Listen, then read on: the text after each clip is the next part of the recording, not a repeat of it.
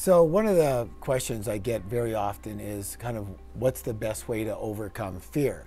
And you know, fear plays a big role in all of our lives. And anybody who doesn't agree with that, you know, then you're a better person than the rest of the world, because all I can tell you is that everyone's got fear. It's built into us, and without it, we would never have survived to this stage. So, you know, your question really becomes, what is fear?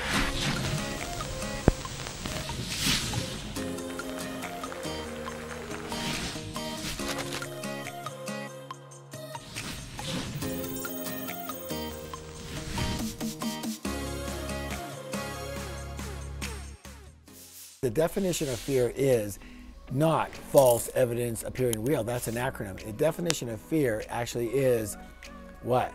Anticipation of pain.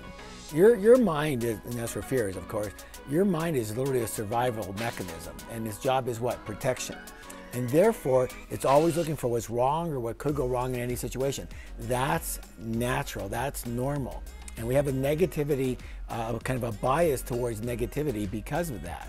And so, how do you overcome fear? Well, the fact is, you actually don't overcome fear.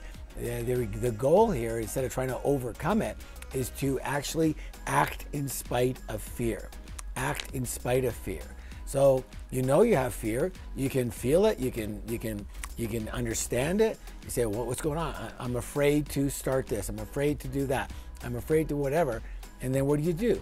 You have to learn to take action in spite of fear. Even though that voice is going, don't, be careful, look out, trouble here, trouble over there. That's its job. I always assimilated to a bodyguard. And so look, here's a question for you. What would you do if you had a bodyguard?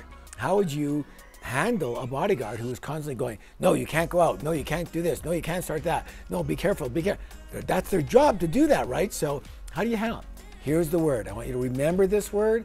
I want you to use this word. It doesn't matter what exact phraseology you use. You must assure, what's the word? Assure your bodyguard that everything's going to be okay, right? So it's like an overworried mother. What do you do with an overworried mother? You go, hey, shut up. No, that would make things worse. Look, Mom, I totally understand. You're doing your job as a loving mother to try and protect me. I get it.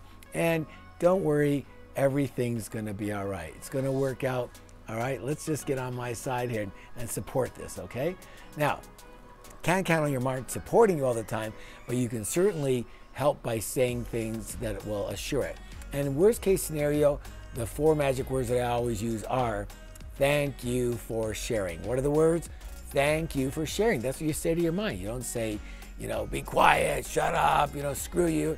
You say, thank you for sharing. So thank you for sharing your information, and I heard you and I appreciate it, and we're going to go ahead and do this anyways. So that's how you handle fear.